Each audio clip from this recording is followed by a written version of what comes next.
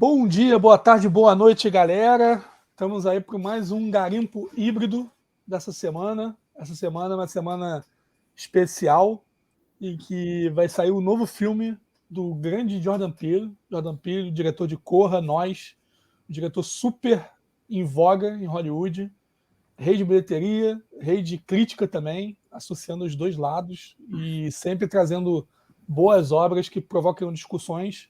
E tá chegando aí nos cinemas brasileiros com Não Olha, que em inglês é Nope. Particularmente eu prefiro Nope. Acho Não Olha meio spoiler. Mas enfim. Mas enfim, o Não Olha vai estrear nos cinemas com uma trama super de ficção científica.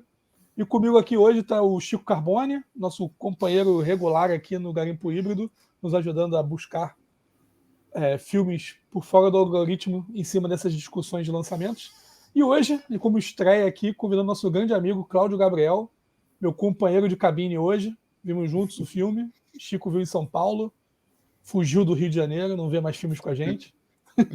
E foi uma experiência bem legal. Cláudio, que ele escreve no Sentaí, escreve também num blog de terror chamado Terror Degenerado, e nos tempos vagos ele é repórter da CBN, já teve até o prazer de falar um pouquinho de cinema. Aos poucos, os bons críticos voltam a falar nos veículos maiores. Espero que o Cláudio seja um deles nesse futuro. Grande e jovem Cláudio Gabriel. Vamos lá. Sabemos aqui que nós três adoramos o filme, em visões superficiais pelo WhatsApp. Mas vamos começar aí pro Chico Carbone, que já está mais habituado à casa. Chico, e aí? Não Olhe. O que você achou em cima do ótimo sarrafo do Jordan Peele? Então, vale falar aí um pouco sobre esse lançamento para o pessoal aqui. Eu não sei, ao contrário de vocês, que eu acho que vocês têm uma visão, acho que mais pragmática em relação à carreira dele, não sei pontuar, não sei numerar, não sei dizer o que está... Já não sabia antes, só com os outros dois, e continuo sem saber, não sei onde enfiar esse terceiro, não. Eu acho que ele é muito regular, né, no que ele propõe, qualitativamente falando. Porém, eu acho que esse filme é totalmente fora da casinha. Hoje eu meio que falei com algumas pessoas, com o Cadu, inclusive, sobre como eu acho surpreendente que esse filme tenha sido bancado com tanto dinheiro. A produção custou 70 milhões. E o Jordan Peele vem de orçamentos muito baixos, né? Tipo, o Corra custou menos de 5 milhões e o Nós custou menos de 20 milhões. Foi um salto exponencial. Ao mesmo tempo que a gente percebe que é um filme de escopo... Eu acho que o escopo ele aumenta um pouco, mas eu acho que a realização ela continua bem... De alguma forma, esse filme custa 70 milhões, a gente sabe porque tem rios de efeitos especiais, mas eu acho que é um filme tão concentrado que ele continua, para mim, tendo cara de filme barato. E eu acho que é um filme que poderia ter sido... Ele poderia ter custado o que os outros custaram, entendeu? E manter as coisas que ele coloca explicitamente, ele manter no campo da sugestão, como ele sempre trabalhou. O que eu acho que o dinheiro traz para ele é uma possibilidade, isso, de explorar imageticamente o que ele propõe. Só que quando a gente chega no roteiro, no arcabouço desse filme, e vê o que o filme é que eu retomo a minha fala, o início da minha fala, de achar meio que incompreensível que a Universal tenha disponibilizado essa grana toda para um filme, para uma produção tão hermética, do ponto de vista do que é um blockbuster hoje. A gente tem debatido isso não apenas...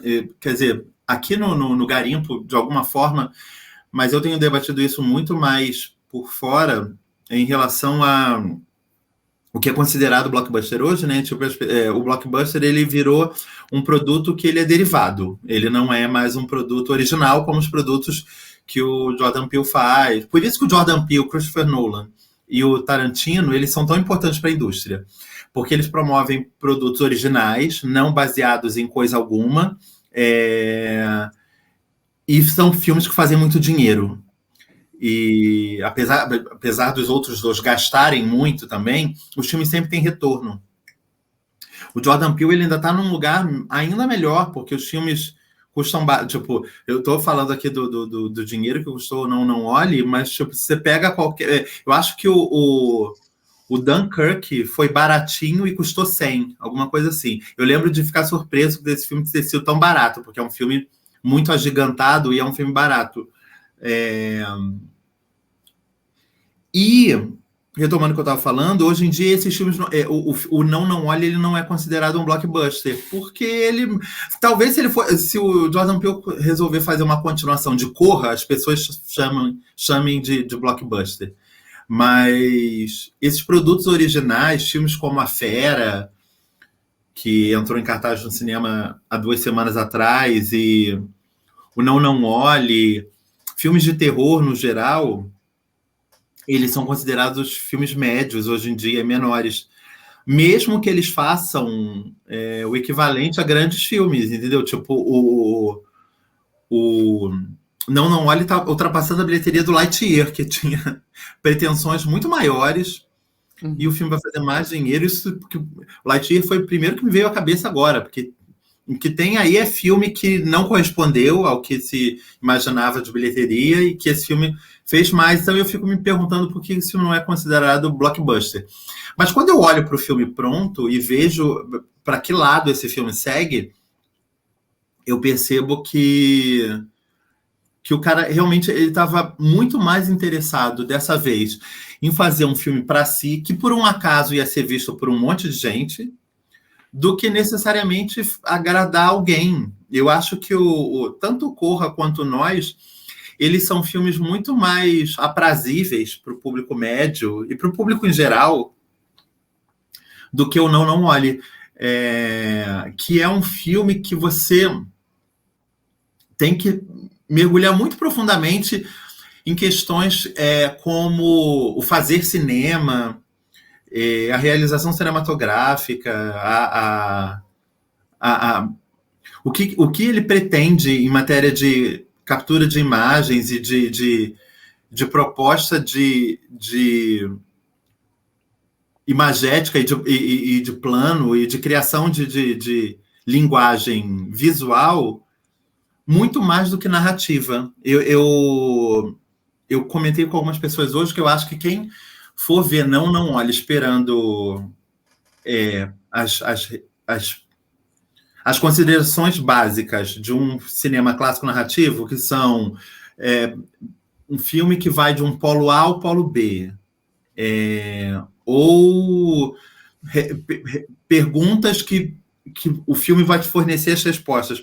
Eu acho que vai se arrepender muito, vai se frustrar muito, porque é um filme que não está com a menor vontade de cumprir tabela, de marcar, de fazer um match em um programinha que seja. É um filme que tem pretensões muito particulares, e eu acho que elas são muito claras.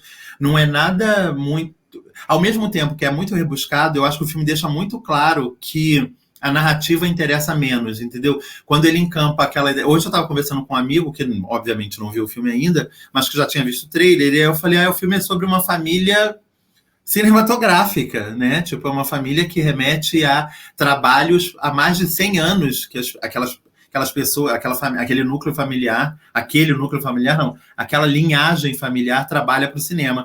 Então, para mim, a partir do momento que ele apresenta isso, apresenta o cavalinho, aquela imagem do cavalinho correndo, eu acho que fica bem claro.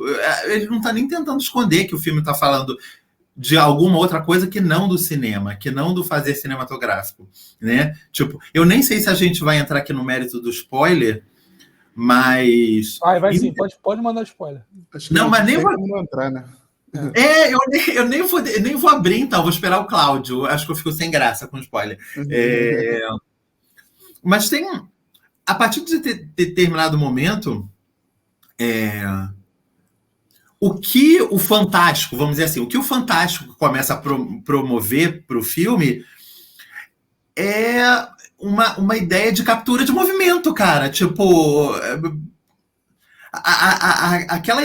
aqueles quadrados que piscam na direção das imagens. Eu falei, gente, isso, o Fantástico está tentando realizar também em cinema, porque a impressão que eu tenho é que o filme olha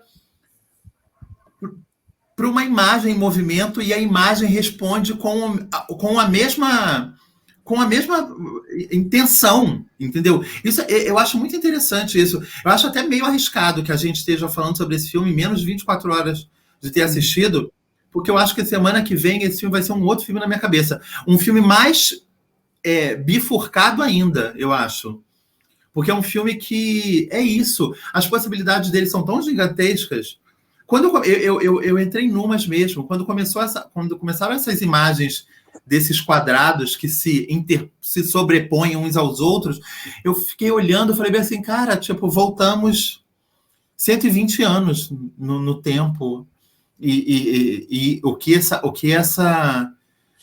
fantástico, o que esse animal fantástico está tentando mostrar é que ele está tentando capturar o mesmo que nós estamos tentando capturar, que é a imagem. É muito surreal que a gente... Hoje eu comentei com algumas pessoas, umas levaram a sério, outras não, outras riram, outras não entenderam. Mas eu acho que o filme, eu comentei isso com o Cadu mais cedo, eu vi tantos paralelos com o que o Godard vem fazendo ultimamente em matéria de experimentação com esse filme. Eu fiquei olhando assim, eu falei, cara... E eu só me vinha a Godard mesmo na cabeça. Eu pensava em filme socialismo, em imagem e memória, no Adeus à Linguagem, e entrei numas Lembra mesmo. muito Adeus à Linguagem também. Muito, muito. Eu fiquei olhando, falei bem assim, cara, tipo, alguém Só um trem de acompanhou... tesão ali, né? Eu falei, alguém acompanhou essas filmagens? Porque ninguém deve ter acompanhado. Deixaram ele livre. Quando ele chegou com o filme pronto, o pessoal falou, caralho, o que a gente faz com isso? Entendeu? Tipo, como lançar isso?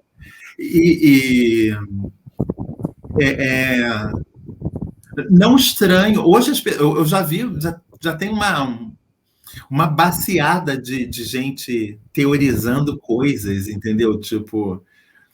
E coisas em cima da narrativa, que eu acho maravilhoso que as pessoas estejam achando que o negócio é tão complexo assim, narrativamente falando, quando eu acho que narrativamente falando ele é muito simples. O que o Jordan Peele está propondo é uma outra parada, entendeu? Mas eu acho maravilhoso que as pessoas estejam viajando na história do macaco, entendeu? Eu acho incrível, entendeu? Tipo, esta pata parece a mão de um alienígena. Eu achei maravilhoso. Eu falei, gente, que sensacional, que incrível. Eu jamais tinha pensado isso.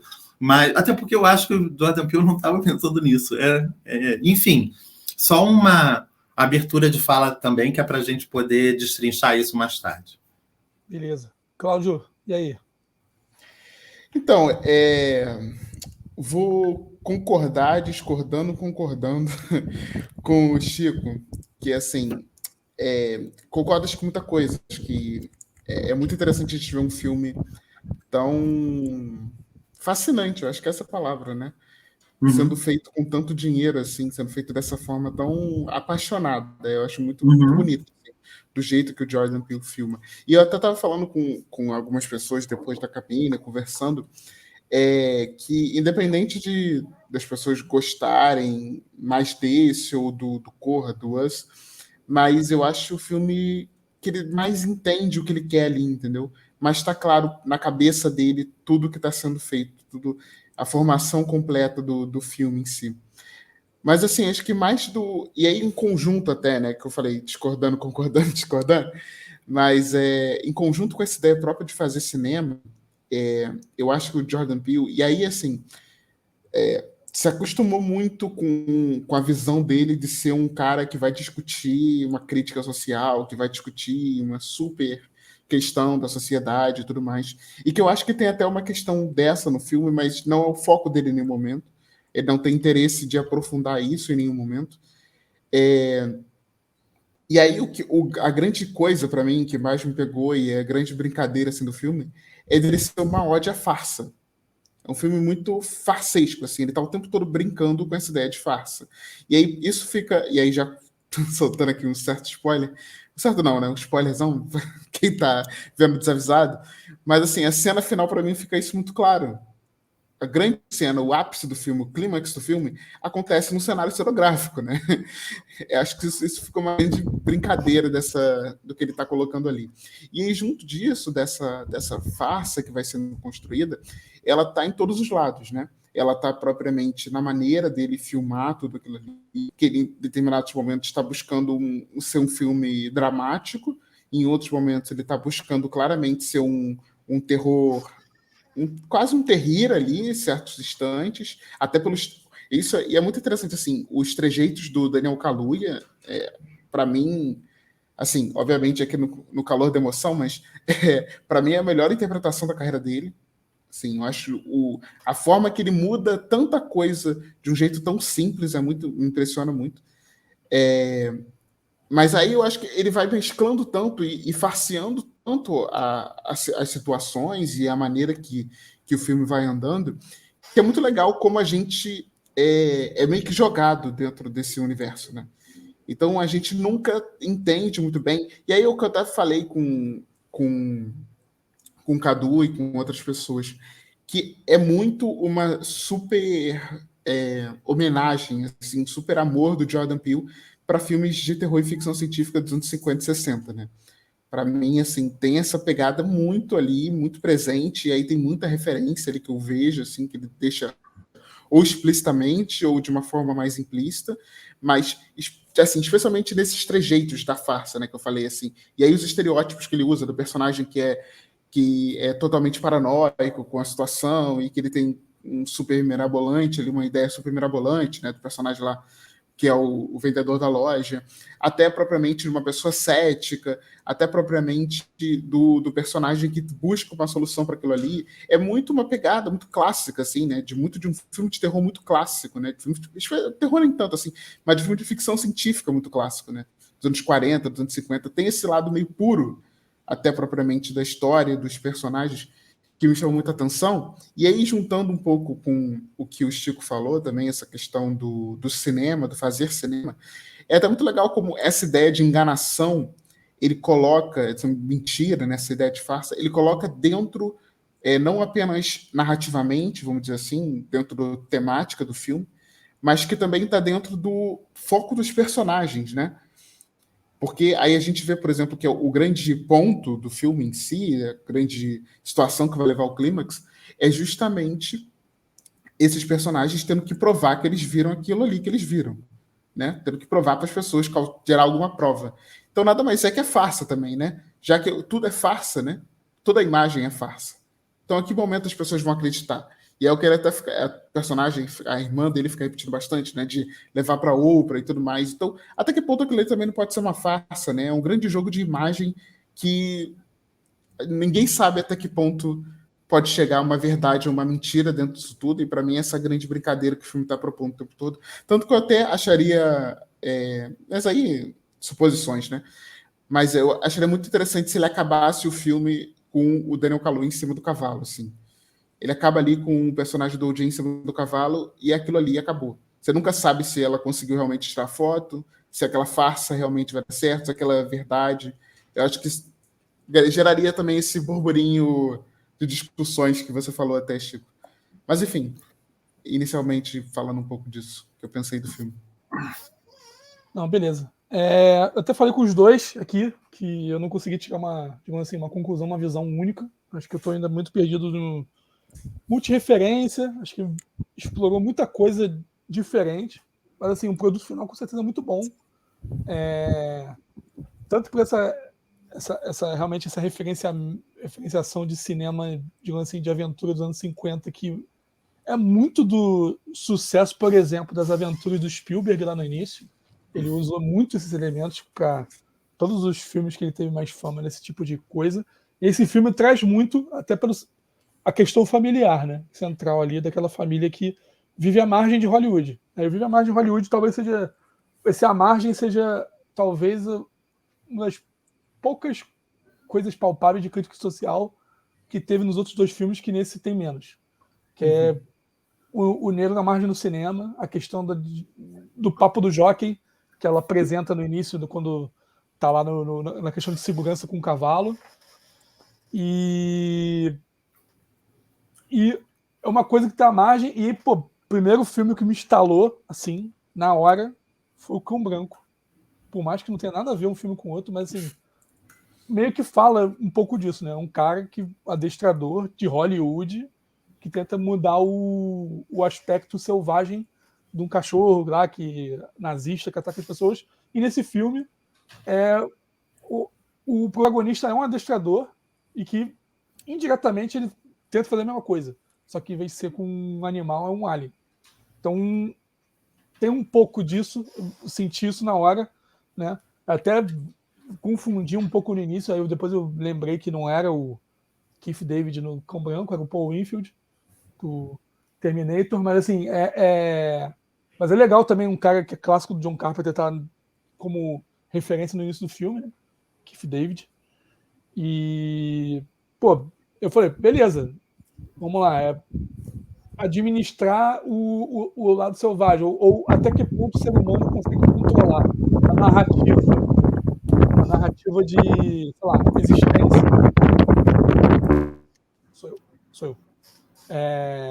A narrativa de coexistência, né? Porque ali no fundo, o tema inicial do macaco e depois os cuidados que tem que ter para o cavalo não reagir, que é explicitado no início, né? E ao longo do filme todo, se você tentar fazer uma correlação, rola. Por exemplo, vou dar um exemplo clássico, que eu nem sei nem qual é a função disso na filmagem, tá? Talvez vocês saibam, eu não sei.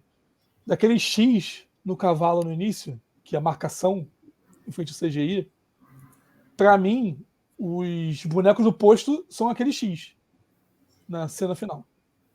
Pelo menos eu fiz essa correlação. Como se fosse uma grande filmagem em comparação a uma microfilmagem do cavalo, só que ali os X são os bonecos do posto. E aí as marcações, entre aspas, foi um pouco que eu puxei. A narrativa me lembrou muito Cães de Aluguel, só que em vez de personagens são os animais. Assim, não é a visão do animal, mas é a perspectiva dividida na experiência de cada animal, que era citado durante o filme. Então isso me lembrou muito Cães de Aluguel. E o que Tarantino usou muito de questão do próprio Godard, que o Chico citou, que aí eu fiz um pouco essa conexão, principalmente pelos jump cuts nas cenas mais seriam fortes. Quando você acha que você vai ver o negócio pegar fogo, tinha um jump cut já ia para outra parada. Então isso foi bem legal, o efeito disso, pelo menos durante o filme, que é um negócio tipo assim, caramba, vou descobrir agora, aí ter mais alguma coisa para te falar. Vou descobrir agora, tem mais alguma coisa para falar. Aí no final fica tudo, e até o último capítulo, o nome do capítulo é metafórico, né? Que na verdade não é o cavalo que dá nome, e sim a alcunha que dão pro personagem. Então, se não é uma divisão clássica, eu senti um pouco essa referência, digamos assim, episódica, só que não referenciado nos personagens que estavam lá, e sim nos animais que foram adestrados ou foram tentados adestrar. Então, teve um pouco essa correlação. Pode puxar um pouco, mas aí eu acho que seria muito forçado do digital com o filme. Dificuldade de captar de forma automática, a forma do Alien ser um negócio que absorve tudo e joga fora o trivial. Ele absorve. Ele é um ser que circula, absorve e obedece muito das regras de filmagem na forma que ele aborda as vítimas. Entendeu? Então, sei lá, se seria filmagem drone ou digital, que realmente eu não consegui ainda desenvolver o que eu pensei no filme. A questão da automação e do autorismo, a automação sempre fracassando em todas as coisas, sempre tendo um revés. A automação não funciona. Funciona a forma como os humanos se adaptam para o bem e para o mal. Para o bem, o protagonista, as soluções que ele traz. Para o mal, o cinematógrafo lá, que tem um efeito mais ou menos parecido com um crítico do Dama da Água. Assim, lembrei muito. Falei, cara, isso aqui vai ser um cara crítico, né? Eu achei muito bom botar um cara como o Michael Wincott, que é um cara clássico vilãozão de filme de ação, e ele ser o cara intelectual ali, e meio que, sei lá, o vilão da autenticidade, ou então um cara totalmente alheio ou irônico e tal. Eu achei aquele personagem muito bem legal. E, pô, vocês citaram aí do Kaluuya. Eu sou um cara que na primeira vez que eu vi o Corra, eu não tinha pescado o porquê dele ser indicado ao Oscar naquele filme. Revi ele e o Noise na segunda-feira. Cara, e ele no Corra, ele já faz muita coisa que ele faz nesse filme agora. Ele é um cara muito bom de poucas palavras, o Silent Man. Ele cara, é muito expressivo, tu pesca o que ele quer passar sem ele falar uma linha, ou grunhindo e tal. E, pô, ele como introvertido, pra mim, pô, perfeito, e ainda consegue passar humor, né?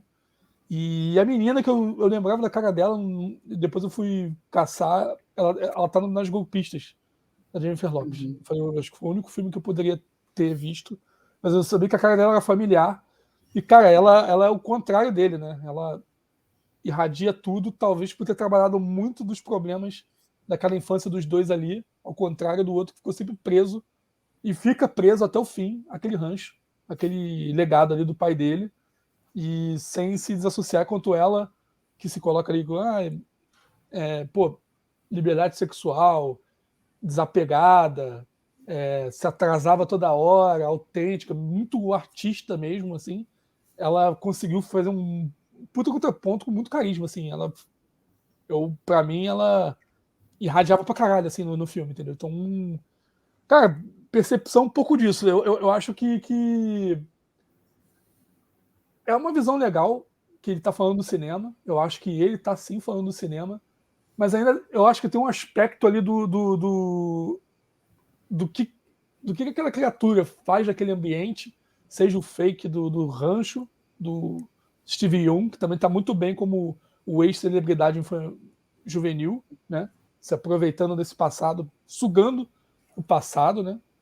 E o quanto, pô, o bicho se fode com um boneco, né? Você pode até usar uma paralelo com um negócio de herói, assim, tipo assim, como se fosse, pô, o auge é explorar o boneco acaba sendo o grande clímax da parada. Enfim, muita viagem, assim, mas eu não consegui ainda juntar esse bolo todo. Mas eu acho que tem muito essa pegada do papel do Alien naquela comunidade, como ele reage e como ele age ali com essa visão de discussão do cinema através da ficção científica. Claro, eu até citei para os dois aqui, porra, a perseguição dele no final é internacional, quadro a quadro, até o início, quando tem um rasante, depois a visão. Para mim, muito aquela perseguição do avião que tem no internacional. E, pô, vai ter muito. E foi o que o Chico falou, vai ter muito aí na referência que a gente vai pescar daqui a uma semana. Até por isso eu não consegui realmente nem ter um raciocínio para escrever logo. E eu acho que vai ser bom isso. Porque eu acho que depois no final talvez eu tenha uma visão mais clara do que o filme passou para mim, assim, e eu posso passar para as pessoas o que eu pensei. Mas basicamente isso. E tem uma coisa que me intrigou pra cacete, mas assim, como eu já tô desapegado do negócio de explicação, eu caguei e andei. Mas foi um negócio que me pegou e continuo pensando. A porra do sapato em pé ali do cenário do macaco. Aquele sapato em pé, eu não sabia se era uma influência que já existia, ou se, porra, é só um sapato em pé. Sei lá, o que é aquilo ali. Aquele sapato em pé tinha alguma coisa ali que pelo menos eu não consegui desenvolver. Enfim, falem aí. Eu vou pegar só um negócio que o Cláudio falou, e porque, na verdade, eu acho que, no fim das contas, a gente concorda ainda mais do que a gente expôs, porque o Cláudio usou muito a palavra farsa, e eu concordo. E eu acho que quando você fala de farsa, você está falando sobre cinema, porque é a base do cinema, né? Tipo, todo aquele final cinematográfico, a nossa memória cinéfila e crítica acaba levando a gente para outros lugares. Aquilo me trouxe o Era Uma Vez em Hollywood mesmo, entendeu? Tipo, o filme terminar num ambiente farsesco, para mim, nada mais é do que uma comprovação de que aquele filme está falando sobre cinema. Entendeu? E quando o Cadu cita a história do boneco, o boneco Salvador, eu acho que é isso, é mais um ponto da farsa. Tipo, a coisa menos improvável possível foi a resposta. Eu acho que era o último, sei lá, a última esperança deles, já não havia mais nada, era em cima daquilo ali. E eu gosto também como eles reagem àquilo, entendeu? Tipo, há um medo, óbvio, em relação àquilo, mas é como o Cláudio falou, existe uma preocupação à margem daquilo ali, que é provar a verdade, entendeu? E ganhar dinheiro em cima daquilo, porque o que eles querem é isso, salvar a fazenda, entendeu? Qual é a possibilidade? É tirando fotos, levando para o programa da Oprah, ou alguma coisa afim? Então é isso que a gente vai fazer, entendeu? Então, e o filme compra essa visão deles, né? Porque o Peele fica muito interessado em mostrar pra gente, por exemplo, que as fotos que ela tá fazendo estão dando certo. Entendeu? Tipo, ele fica... A cada nova foto que ela faz, ele vai lá e mostra a revelação da foto. Tipo, olha, por mais que a gente não saiba onde eles vão chegar com aquilo, com aquele arsenal de coisas que eles têm em mãos, a gente vê que, ainda que momentaneamente, aquela família que é ultra disfuncional está se encontrando um rumo, né? Eles não tinham mais nenhum.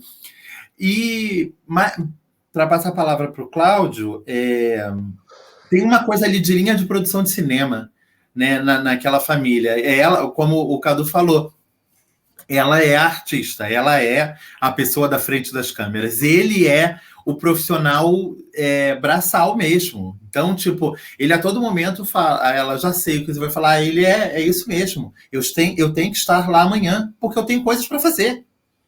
Eu tenho que dar comida para os animais, é isso. Entendeu? Tipo, no auge do desespero, ele fala, eles correndo, indo dormir em um hotel, indo dormir na casa do menino, ele fala, eu tenho que voltar para lá, porque eu preciso fazer as minhas coisas.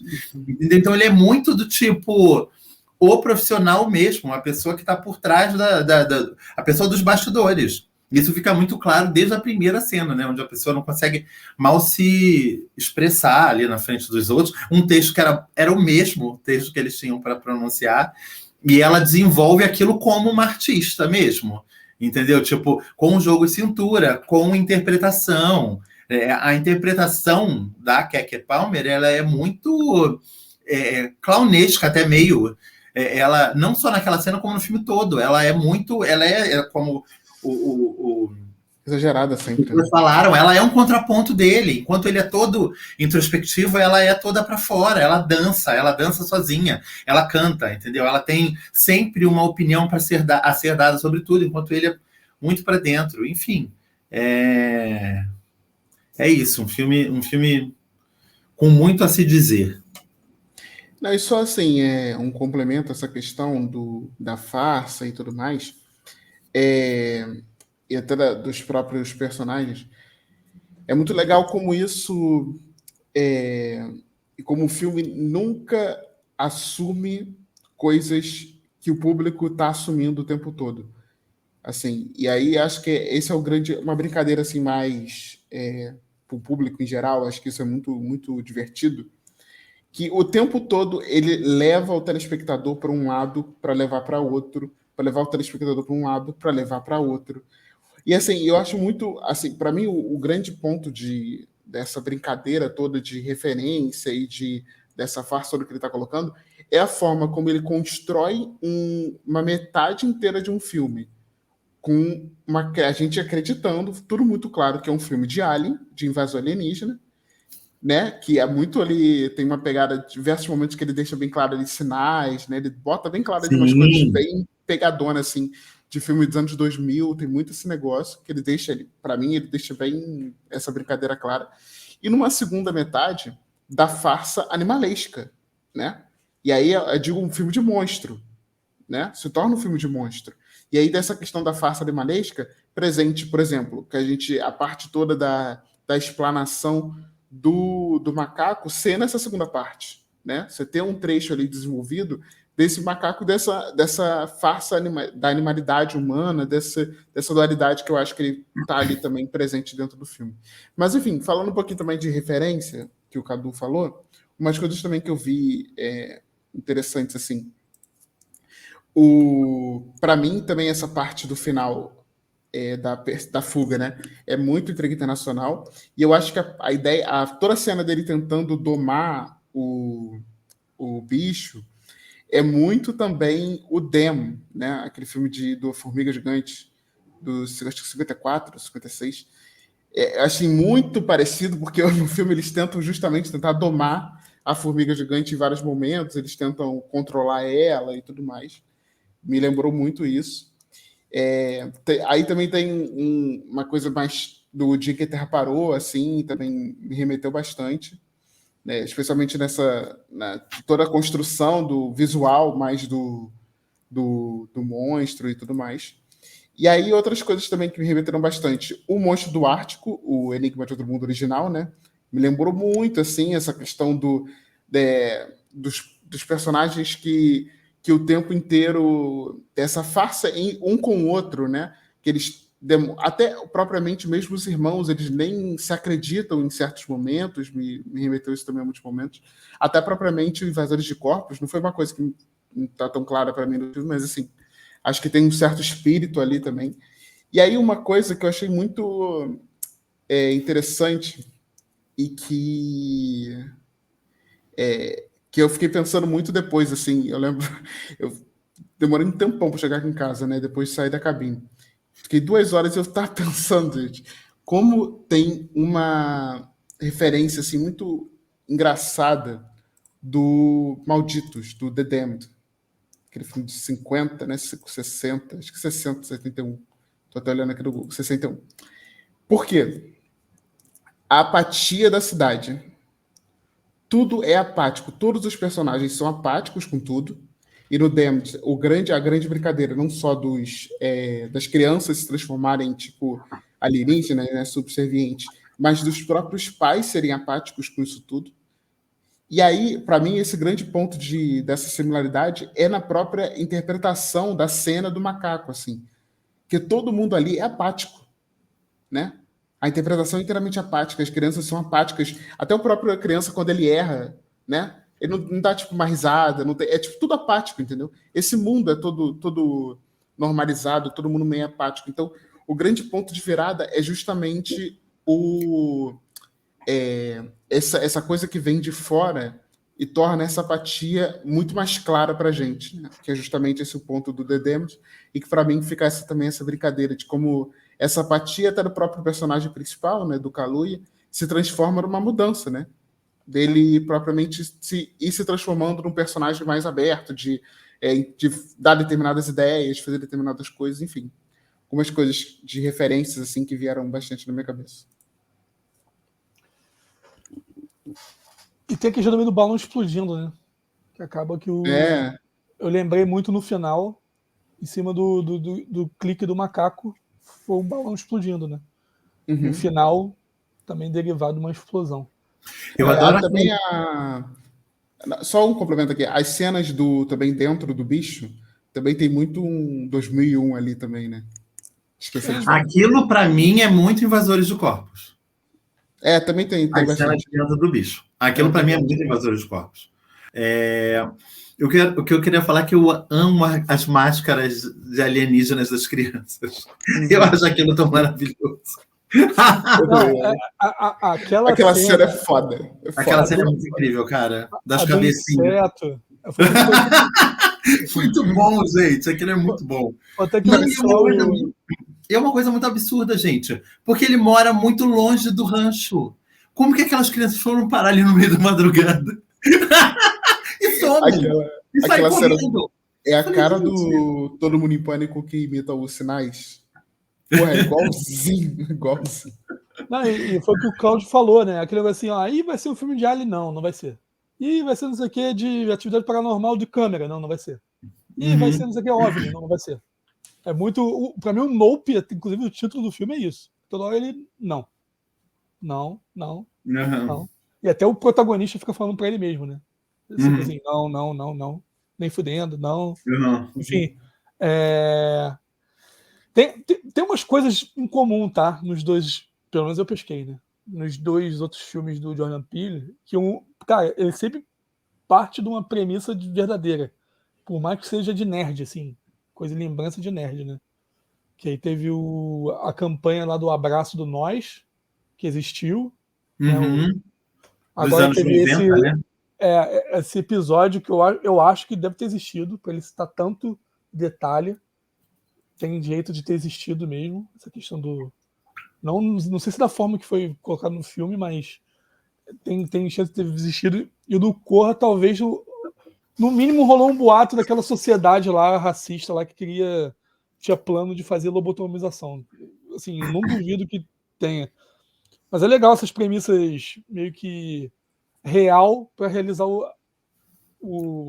a farsa, o fantástico e tal. Nesse isso se encaixaria lá na identidade que eles descobrem do Jockey, né? Que participou daquela primeira filmagem, o filme parte daquilo ali, Isso. né? Aquela família criada a partir daquele universo marginal dentro do cinema, né? E como também talvez os negros foram mais no passado, ainda são um pouco, mas já foram muito mais. Uhum. Digamos realmente objetos figurativos ou domesticados Sim, no cinema, né? sim, Talvez sim. usaram uns animais e tal, a questão exatamente com Tipo um isso. objeto de estudo, né? Exatamente, entendeu? Sim. Então pode ser a correlação, digamos, da crítica social que sempre está presente em todos os filmes que ele fala de terror. Ele cita o Uhum. terror como elemento de crítica social. Uhum. Inclusive, sempre cito isso, mas é sempre bom lembrar, né, que coleciono filmes e vi os dois aqui, ó, tal. Uhum. Cara, e outra característica forte, sempre o protagonista tem uma interpretação pica, assim. O do Nós tem um extra aqui no Blu-ray da Lupita no personagem direto, no personagem Red, né? Uhum. Cara, é absurdo esse extra. Ela respondendo como uma mulher, ela reagindo como uma mulher, ela chorando, parando. Aí, aliás, é absurdo essa mulher não ter sido indicada ao Oscar desse ano. Pra mim foi a melhor atriz desse ano, disparada. E, pô, cara, o Daniel Kaluuya também, porra, ele é muito bom, cara. Eu realmente dei o braço a torcer, não achava ele tão bom nas primeiras, mas assim, todos os papéis, assim, ele tem alguma coisa boa, até mesmo nos filmes que não funcionam como as viúvas lá, mas assim, ele é uma presença boa no filme, por exemplo, entendeu? E coisas diferentes, né? Mesmo sendo o cara mais expansivo, como um militante, né, no filme que ele ganhou o Oscar, como um cara totalmente introspectivo que tá nesse filme, né? Uhum. Então, E até essa questão que vocês comentaram acho que foi o Cadu comentou, dele fazer tudo muito no pouco, né? E dar muita margem para isso. É muito legal, assim, uma coisa que também ficou na minha cabeça dessa questão da interpretação dele, de uma cena específica que, quando logo que a irmã dele vê a primeira vez, né, o objeto, aí ela fala, pô, tu viu aquilo? Né? Aí ele, tipo, é uma cena mais cômica, né? Ele transforma aquele em cômico. E numa cena posterior, já perto ali do clímax, que é uma mesma pergunta por parte do diretor, né? Ele pergunta assim de como vão fazer, tipo, aí você realmente consegue isso? Tipo, num sentido, mesma maneira que ele está fazendo, só que de um jeito totalmente dramático, que ele está se colocando ali, né, Uhum. jogando o próprio corpo, podendo morrer, mesmo para sacrificar e tentar domar aquele monstro. Não, eu acho que é isso. Não só os protagonistas, eu acho que ele promove elencos extraordinários, né? Tipo, quando eu lembro do Corra, todo aquele grupo de empregados daquela casa, eu acho aquilo tudo muito fascinante. Aquelas pessoas todas eram extraordinárias. E o Nós, apesar da Lupita ser uma presença fabulosa, o que aquelas duas crianças criam, né? Tipo, é mais complexo ainda, né? Tipo, fazem dois personagens, cada uma daquelas crianças, dois personagens muito diferentes uns dos outros. E a Elizabeth Moss, que também dispensa comentários. E aqui também, e nesse também, tipo, é isso, tem essa dualidade dos dois irmãos, tem o Steve Ewan, que tem uma personalidade que parece à parte, mas é um cara muito reflexo daquilo que aconteceu no passado.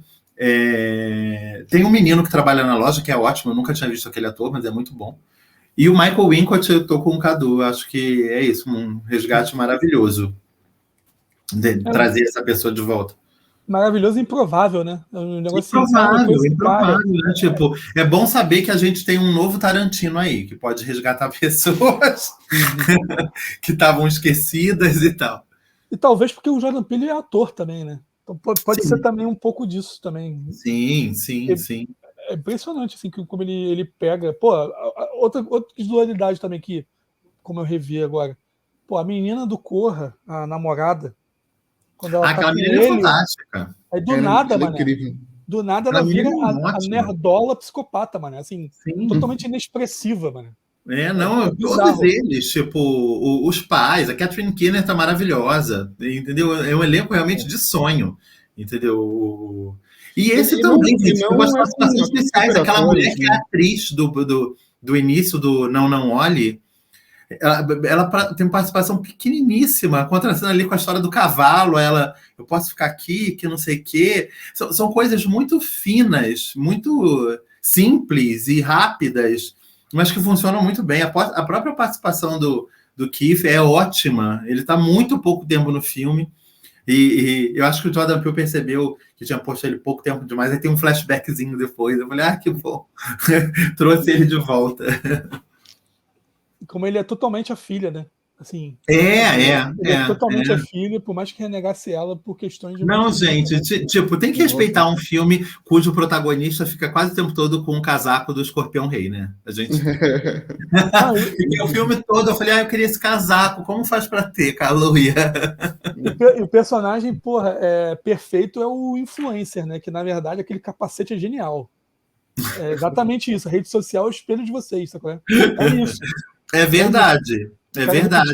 Câmera, tal, se fuder por ser burro, tipo, do negócio da moto.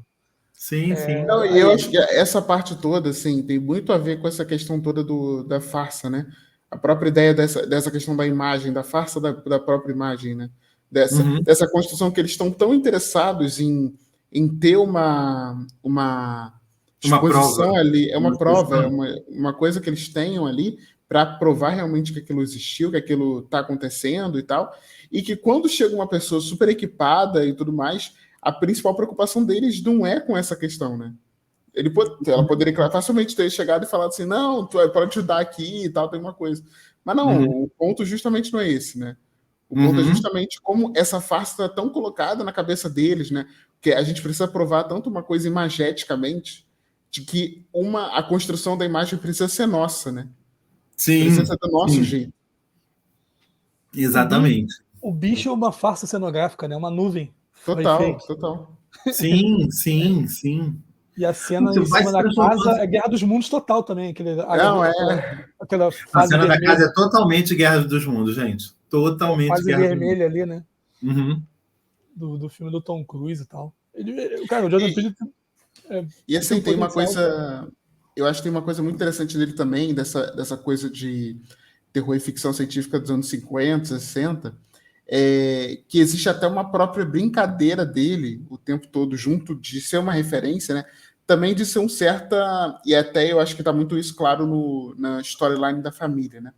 De um objetivo quase de reescrever esse passado, né? Reescrever por um presente, retransformar isso, né? E aí, acho que, por exemplo, essa questão, obviamente, da família, acho que está muito claro em relação a esse ponto. E aí, um outro ponto que eu acho muito interessante do Steven Yeun, né? Propriamente dele tentando reescrever também esse passado o tempo todo. E aí que eu acho que é uma coisa simples, assim, mas que também remete muito a isso. Quando o alienígena explode, né, a caça, e que todos os CDs, todos os vinis super clássicos do pai se destroem, né? Novamente, o passado é que não importa. O que importa são essas referências se tornam o que elas se tornam no futuro, o que elas se tornam no presente, né? Aquelas chaves perfurando também. Sim, sim. Duas situações, as chaves. A própria ideia do faroeste, né? Que o filme também coloca ali de uma forma mais simples, mas toda a construção, né? Aquele final totalmente de faroeste dos anos 70, né? Dos anos 80, ali tem, o personagem totalmente valorizado, a fumaça desaparecendo, né? E ele com um casaco totalmente colorido, que contrasta muito forte. Uma coisa muito meio épica, né? Mesmo assim. Eu acho que no CGI você não pode usar aquele tipo de cor, né? Tem alguma coisa disso também. Eu não lembro o que é. Eu acho que você não pode usar uma cor muito forte porque do verde do fundo. Tem muita construção de cinema moderno e coisa antiga também. Tem esse contrastezinho ali, não é um negócio muito visível e tal, e também talvez não seja a questão do filme mesmo, mas tem um pouco disso também, não tem como você fugir disso, entendeu? Até a própria ideia da película, né? É. Tá colocado. Sim. Tipo, a salvação do cinema, na verdade, salvou coisa alguma, no fim das contas, né? Tipo, é isso. Nem o digital, nem a película se salvam. Nem o digital, nem a película. Temos que pensar numa nova maneira, entendeu? No final, a vaidade exatamente pela imagem perfeita acabou botando tudo a correr, né? Sim, não, sim. Eu acho assim, muito interessante do próprio personagem do diretor, como ele se coloca ali para gravar, né, aquela realidade, essa questão, né, como ele se mata para justamente ter a perfeição, ter a imagem. Exatamente. O que mais vale é a arte, entendeu? Tipo, ele vai salvar a história, vamos dizer assim, né? A história com H maiúsculo, tipo, isso é mais importante do que eu. Não, é autorismo puro, é para ele mesmo. Sim. Para ele, ninguém viu aquela imagem e. Sim, só ele. Entendeu? Ele realmente foi um negócio bem marcado mesmo de... Assim, o filme aborda um monte de coisa mesmo que... E aí eu concordo com o Chico sobre a visão. Vai ser com certeza um filme muito divisível. Eu acho que ele vai ser divisível, era o que eu estava falando pro Cadu. Eu acho que a nossa galera vai adorar o filme. Eu acho que o público que foi ao cinema e curtiu Corra e nós, é esse o público que não vai gostar. Entendeu? Tipo, o público do shopping, vamos dizer assim, essa galera não vai gostar de Não Olhe, não. Sabe por que eu acho que vai? Porque eu acho um filme que ele tem esses diversos pontos, mas ele em si ele abraça muito uma super aventura de ficção científica muito clara, assim. Mas tu não acha que as coisas são... As pontas para esse público são muito soltas? Muito. Cláudio. Eu acho que é um filme que não se fecha. Entendeu? A gente está vivendo num mundo onde as pessoas querem respostas. Entendeu? O filme não dá. Entendeu? Tipo, enquanto vocês estavam falando, estava pensando aqui na enorme quantidade de coisas que ele vai colocando em cena, tipo a reaparição lá de uma das sobreviventes do ataque. Eu falei, gente, maravilhoso, nota 10. Mas é isso. Eu acho que as pessoas, tipo, para que aquilo tá ali? Entendeu? Tipo, isso que não nos incomoda e nos fascina, para as pessoas não funciona dessa forma, entendeu? Sapato em pé, cara. Com certeza sapato em pé. Você falou de sapato em pé. As pessoas vão sair enlouquecidas. Porque que é aquilo? Eu quero saber o que significa. Entendeu? Tipo, já era o Alien, sei lá, porra. Entendeu? É isso. E vão achar ridículo. Como assim o boneco matou? Entendeu? As pessoas odiavam os copos d'água nos sinais, Cláudio. É porque tu não viveu essa época. As pessoas, nossa, devolviam o filme putíssimas na locadora. Não tô acreditando que o filme tão bom termina dessa maneira. Como assim um copo d'água? Eu fiquei puto com a gripe do Guerra dos Mundos, pô. É verdade. Eu fiquei puto na primeira vez que eu vi. Outra visão, eu fiquei puto com aquela gripe, cara. Então, assim, vai ter isso, cara. Com certeza vai ter isso. Com Não, certeza.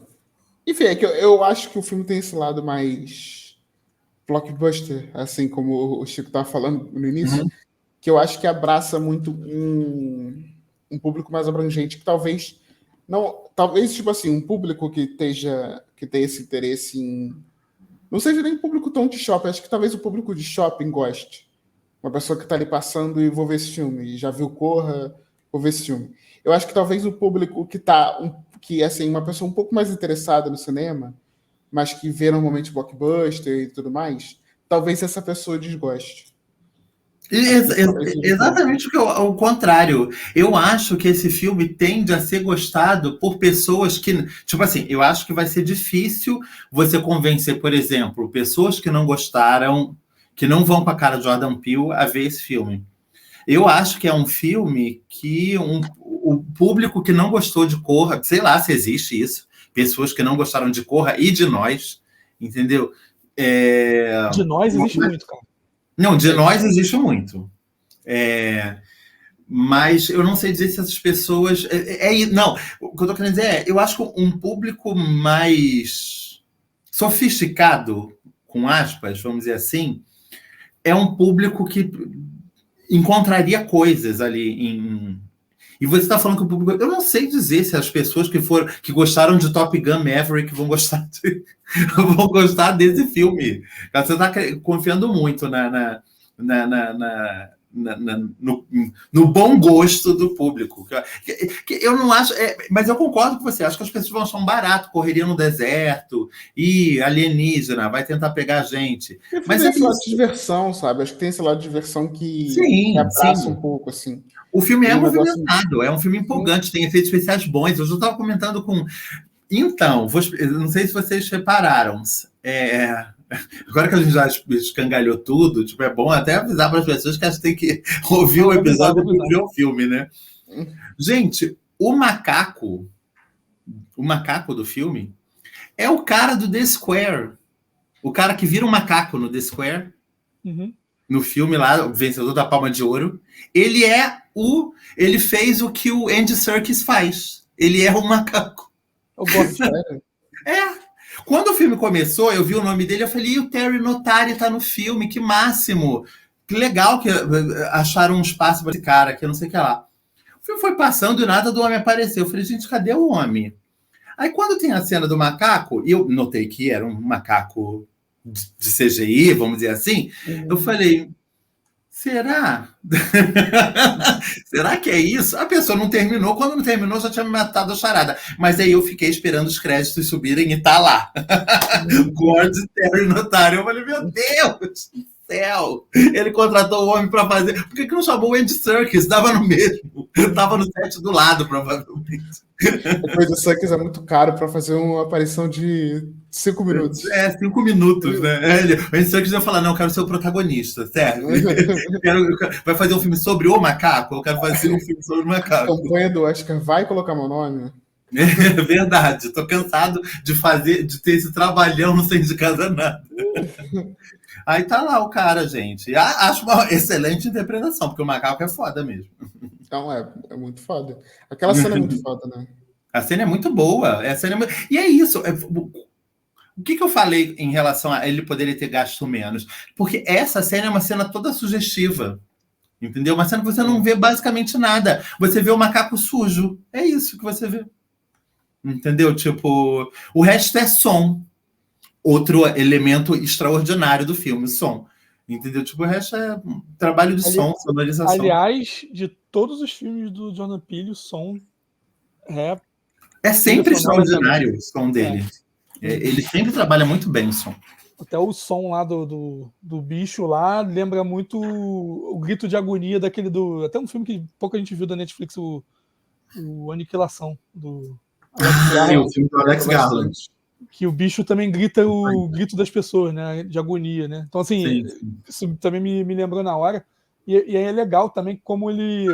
A cada filme, o que ele realmente troca é o cinematógrafo, né? A fotografia. Uhum. E faz sentido, porque cada filme tem uma pegada totalmente diferente, assim, digamos, de visual. E esse aí ele escolheu muito bem, na minha opinião. Pegou o cara do Arrival, né? Que, pô, as pegadas do campo aberto ali é muito Arrival, né? É. Da nave e tal, do Arrival. As cenas um plano também mais aberto, mas do próprio personagem com o monstro, assim, próximo também, tem também muito, muito parecido com Arrival. Não, Hoyt van Hoytema é o cara da ficção científica, né? Ele é o fotógrafo do Interestelar também. Então, é isso. Quando as pessoas estão a fim de dirigir ficção científica, chamam ele. E se não me falha a memória, ele é do Dunkirk também, não é? Eu acho que é. E cena aérea. Cena aérea, né? Uhum. Tem muita cena aérea. Tipo assim, que não mostra, que eu acho muito maneiro também isso. Ele evitar mostra só parcial até realmente revelar. E essas cenas bem amplas do rancho, né? Aquele campão aberto assim. Sim, sim. Lembrou muito de trabalho dele passado. Então, assim, eu acho que ele escolheu muito bem assim, o fotógrafo desse filme. Não, e é um filme, tipo, é um filme corajoso por isso. É um filme que se passa bastante em espaço ao ar livre, né? Um filme de ficção científica, sei lá, mais de 50% dele é passado no exterior, né? Enfim. Não, e como isso cria a própria tensão o tempo todo, né? Ainda mais a partir da primeira aparição, você fica o tempo todo imaginando quando vai acontecer a próxima, né? E a cena de campo aberto cria uma nova tensão de você. Sim, porque ele pode... A criatura pode estar atrás de qualquer nuvem, de qualquer uma daquelas nuvens. Entendeu? Então, é isso. Para onde a câmera foca pode ser alguma coisa... E é isso. Como as nuvens elas estão eternamente em movimento, né? Tipo, isso também significa o movimento da própria criatura. E como o monstro usa os elementos naturais para poder caçar, né, as suas presas, né? Sim. Seja nuvem, seja ventania, seja as próprias planícies ali, as montanhas e tal, que ele vai de vez em quando se esconde.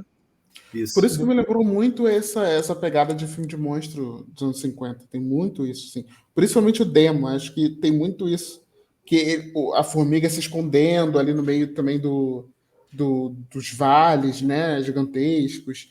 E aí ela aparece justamente no momento que eles estão olhando alguma outra coisa, sempre usando essa questão do ambiente em si como ajuda, né, como forma de se camuflar.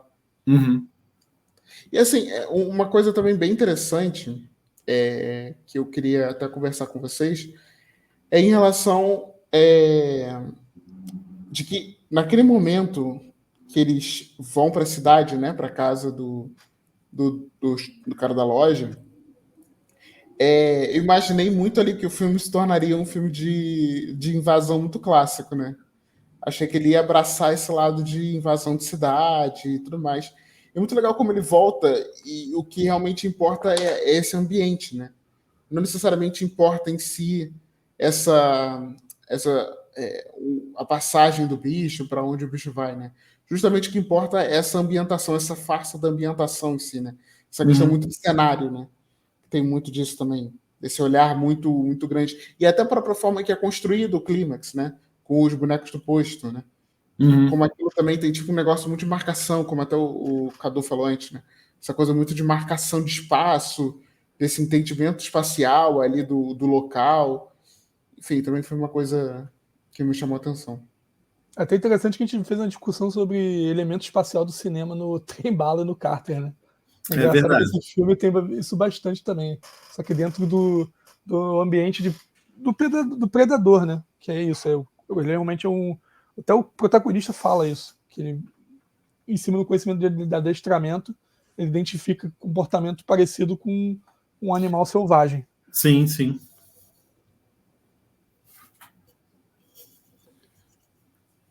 Mas e aí, foi, Cadu? Complexo, né? Complexo o filme. Bastante. O pior de tudo é que a gente falou um monte de coisa e a gente quase não falou da história em si, né? Mas foi o que eu falei. Eu acho que essa história é super desculpa pro Jordan Peele ter estado naquele lugar, com aquelas câmeras, com aquelas pessoas, e é isso aí. Não, também acho. Só acho interessante isso. Acho que o filme leva muitas coisas da forma dele, né? Propriamente. É contado na linguagem que o protagonista entende, a linguagem dos animais. Que aí a linguagem dos animais não é narrativa, a linguagem dos animais realmente é sensorial. Sim. Né? A ação de não olhar pro bicho, ficar longe da pata traseira e, porra. E aí o macaco também tinha coisa que todo mundo ignorava, por isso que teve a tragédia, e todo mundo estava se fudendo porque ninguém estava prestando atenção que, na verdade, não, é outro não do filme, que não é um disco voador, é uma criatura. E aí, enquanto criatura, ninguém estava percebendo como lidar com ele e sim como reagir a ele, né? Que às vezes é exatamente o grande problema. Se já tiveram a oportunidade de conversar com adestrador de animal, principalmente de cachorro, é isso. As pessoas reagem ao que o bicho faz, só que às vezes o bicho faz aquilo por sobrevivência, por facilidade. E aí você reage por pena e você acaba acabando com a sociabilidade do animal, entendeu? Então, um pouco isso também. Por medo, as pessoas reagem de uma forma totalmente burra e o filme joga isso para todos os lados, né? Uma outra coisa que também que eu achei bem interessante é da construção de universo, né? Que no Corra, para mim, é muita cara de primeiro filme, né? Que ele tenta deixar muitas coisas explícitas ali. Acho que o Cadu pode até ter uma visão mais interessante disso, porque acabou de ver há pouco tempo, né? Mas acho que ele, pelo que eu lembro bastante, ele deixa muitas coisas explícitas, né? Ele deixa tudo muito claro ali nessa construção desse universo. Aí eu acho que no Us, ele, ao mesmo tempo que ele deixa claro, eu acho que ele mastiga muito, né? Parece que ele tem uma preocupação genuína em deixar tudo muito claro na história. Eu sinto um pouco disso. Não que seja um problema, né? Não acho que seja um problema do Us, mas eu acho que ele tem essa intenção de deixar tudo muito claro, muito direto ali para o público, né? Especialmente depois da revelação do final. E eu acho que nesse filme parece muito esse desprendimento dele, né? Porque, tipo assim, é justamente isso dessa questão das explicações, mas acho que muito mais do que só explicações, essas coisas menores que vão ficando ao longo do caminho. Acho que também é justamente nesses pontos chaves, né? Por exemplo, de onde que vem essa criatura? Sabe? É uma coisa que talvez ele tentasse colocar alguma explicação em um filme que ele buscasse, tipo no Us, por exemplo, no primeiro filme, sabe? Primeiro, talvez tipo, eles olhando um documentário sobre ufologia, uma coisa mais explícita, assim, né? Eles buscando um entendimento mais sobre essa criatura. Ou também uma outra coisa, essa relação entre ranchos, né? Onde que começou esse rancho do cara, do Steven Yeun? Em que momento ele começou aquilo, né? E por que essa área é tão deserta e tem as pessoas ali visitando, né? A que ponto aquilo ali é uma atração turística? Por que aquilo ali se tornou uma atração turística? São essas coisas que eu acho que de construção de universo que talvez nos primeiros filmes dele, ele tem uma preocupação maior do que ele, para mim, teve um desprendimento assim nesse, assim, acho que ele buscou mais outras coisas, essa parte mais sensorial em si do que propriamente tratar tudo na história, né? É engraçado porque é isso, tipo, são dois ranchos relativamente próximos e tem uma cidade que não é nenhum dos dois ranchos que também está em algum ponto ali, perdido entre aqueles lugares ou próximo àqueles lugares. Né? Na sinopse fala que é o interior da Califórnia, então deve ser realmente a mesma área do Era Uma Vez em Hollywood ali, aquela área onde se filmava as coisas, só que ele não é claro nisso. Só tem na sinopse isso, porque eu vi agora no Letterboxd até. Fala. Não, deve ser porque é isso, né? Tipo, eles são, cara, eles são adestradores de cavalos que trabalham com Hollywood, entendeu? Não podem ficar longe, não faz sentido ficar muito longe, né? E vão de carro para lá, né? Sim. E o Steve Yeun é tipo um Beto Carreiro, né? Ele montou o Beto Carreiro World ali para ele, tipo um micro ali que ele fica fazendo uns showzinhos com a galera. Quando a gente vê aquilo no início, o funcionamento é uma coisa super, né? Um monte de gente, tem uma construção. E até essa brincadeira dessa construção de farsa, né? De um parque ali, né? Tipo, um parque de diversão. Ao mesmo tempo que tem essa construção muito de faroeste também, né? Sim. Uma cidade viva ali, de um faroeste muito vivo, né? E pessoas tem uma cena, um traveling que ele faz ali do personagem, do irmão esperando, né? A irmã, que ela... logo depois de deixar o cavalo, ele faz o traveling justamente, tipo, um traveling muito padrão de faroeste, né? Do personagem andando para um lado, assim, você vendo a cidade toda acontecendo no fundo. Isso me chamou também a atenção. Não, é um ator mirim que acabou a carreira por causa do incidente do macaco. É o que eu deduzo, né? Que tinha uma fama anterior ao seriado, pelo que ele explica pra irmã do cara.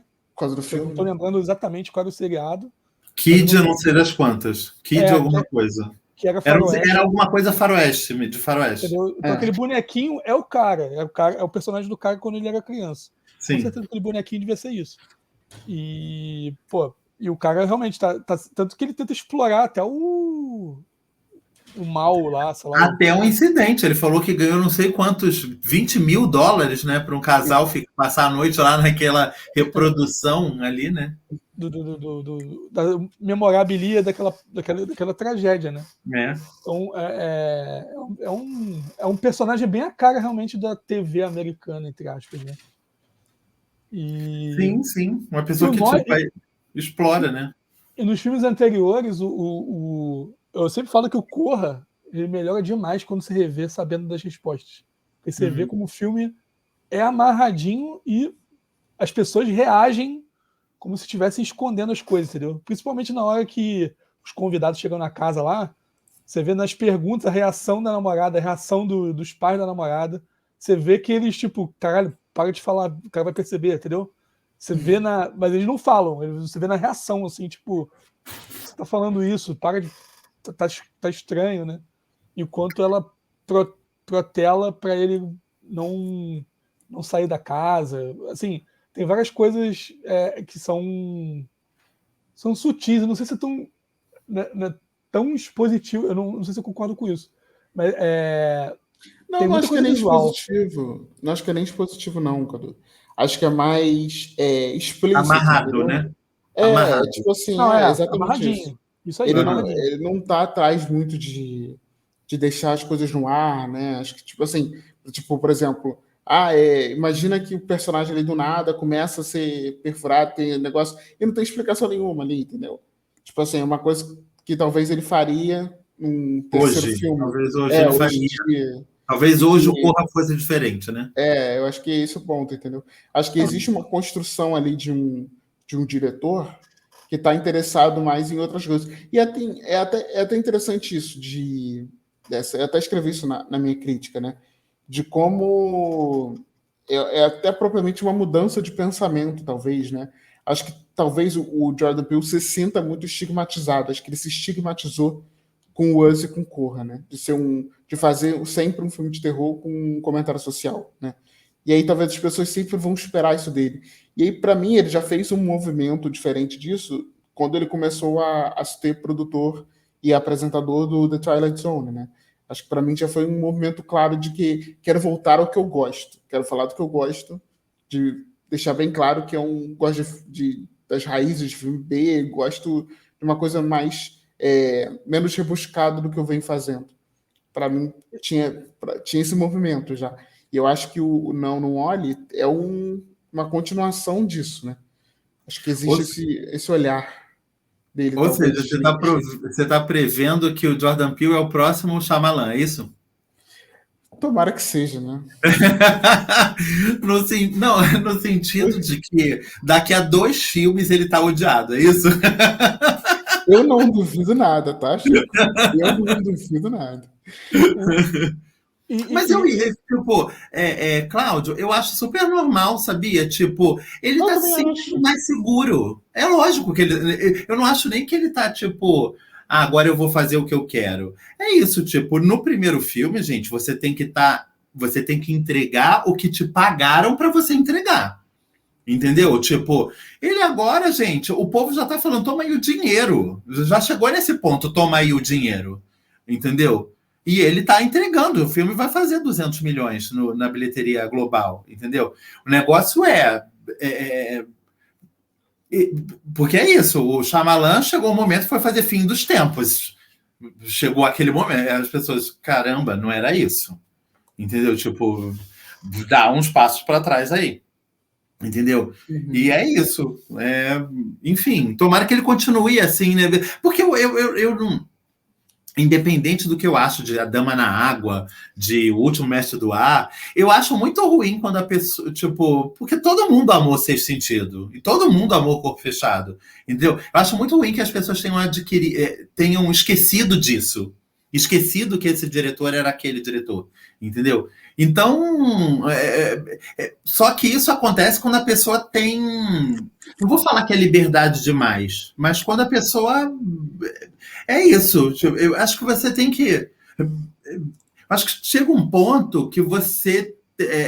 As pessoas começam a te cobrar mesmo. E não estou falando de estúdio, estou falando do fã, estou falando da pessoa que pagou deu o dinheirinho lá para você. Entendeu? Se você começa a fazer apenas o que você quer ver, apenas, exclusivamente o que você quer ver, o negócio começa a dar para trás, entendeu? Uhum. Não, é assim, concordo com isso. E assim, até só citando o Shyamalan, acho que O Tempo e o Não Não Olhe dão uma boa sessão dupla. Pode ser. Eu até citar, até na continuação de ter falado do Corra, que aí existe um pouco de ponto comum dos 3 filmes, só que assim, é difícil desenvolver e pode até ser encarado como forçação. Eu vou até jogar aqui e ver o que vocês acham disso. Porque assim, o Corra, você vê. Aliás, os 3 você pode chamar de uma crítica, digamos, entre aspas, a hipocrisia. O primeiro é a dupla face daquela família tão agradável que, na verdade, é uma filha da putagem racista do cacete. O segundo, essa hipocrisia micro vira macro no nós, que é a hipocrisia social da classe, que é no doppelganger. Né? Sempre tem um correlato que está se fudendo para você estar bem. Né? É meio que colocam isso verbalmente. Isso aí eu concordo. No final do nós, ele fala, é isso mesmo. Você está bem, tem outro se fudendo. E o negócio da hipocrisia lá de dar as mãos que, né, que na verdade não ajuda ninguém e o pessoal usa depois lá como uma revolução sangrenta, entre aspas. E esse último pode ser, cara, a hipocrisia do universo do cinema. Que aí o Farsesco andando de mão dada com isso, entendeu? Que é isso, tudo é um espetáculo e, pô, cara, se usam as pessoas como objeto, quando na verdade tem alguma coisa intrínseca ali que o pessoal reage. E talvez esse bicho seja uma grande reação àquilo tudo, né? A ponto de acabar, não sei. Mas assim, eu acho que é o único elemento que eu talvez dê pra puxar dos 3 filmes, assim, que são esse duplo, que não é do personagem desse terceiro filme, na verdade, é do ambiente. Né? É por isso talvez que seja tão difícil você encaixar num modelo narrativo, porque na verdade ele tá falando de um ambiente, ele não tá falando de. Tem aquela história de vida, óbvio, usa uma história simples de família e tal, mas sim, o que ele quer falar é do universo.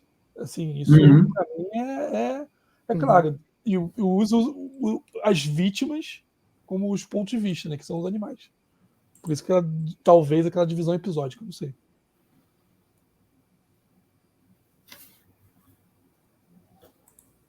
Assim, eu concordo um pouco com esse pensamento. Não tinha parado de pensar nisso.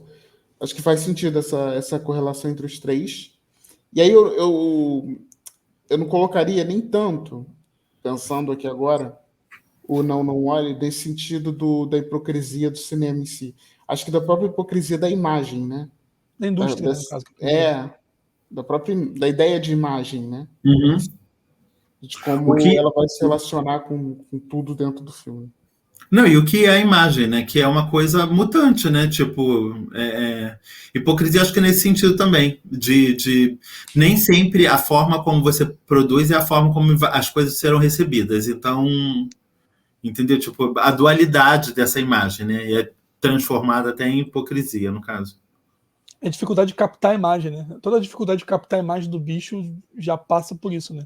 Uhum. A forma de filmar, a forma de acompanhar. É bem um exercício mesmo de imagem. Uhum. E até essa brincadeira do real construído, né? Dessa realidade construída. Até certa brincadeira com o documentário ali que ele faz, né? Tem uma hora que ele filma aquela casa deles, e eu juro que aquela casa era uma casa que me remetia à casa do MTV. Juro. Uma hora que ele vai, tipo, tem um recorte assim, mais pro alto, aquela coisa suspensa pro alto, fiquei olhando e falei, gente, isso me lembra MTV. A luz acesa em cima. Sim, sim. todo escuro com uma luz acesa em cima. Aquilo ali também muitas casas são mal assombradas, entre aspas. Sim. Não, a própria cena dele em cima lá e o sangue escorrendo, aquilo ali é muito, muito de Mansão Mal Assombrada. Sim. A própria forma como o bicho vai entrando nos lugares, né? Ali dentro daquele momento da casa. Até a cena também do carro, né? Remete muito a esse negócio do ambiente claustrofóbico, né? Propriamente. Não, tem uma cena toda que é borrada, porque o cara é dentro de um carro na chuva. Não, então, essa cena. Né? Sim, sim. Inclusive, eu acho a melhor cena do filme. Total. Eu acho a melhor cena do caralho. Não, Como ela vai de uma tensão para uma comédia, para um drama. E ela vai muito rápido ali. E fica abstrato mesmo, literalmente. Fica abstrato a imagem. Uhum. Sim, Você não sabe totalmente abstrato. Não sabe o que pode acontecer, né? E eu acho que assim, e é muito interessante isso também, de como ele usa esses elementos do horror que nos outros filmes estão mais explícitos, né? Provavelmente como terror, né? De jumpscare e tudo mais, como uma super brincadeira em si, né? Até propriamente que ele constrói um filme que, no fim das contas, até é de terror, mas que o filme em si é mais de ficção científica, né? Não é tanto de terror em si, abraçadamente. E ele usa esses elementos sempre nessa brincadeira de ludibriar o público, né?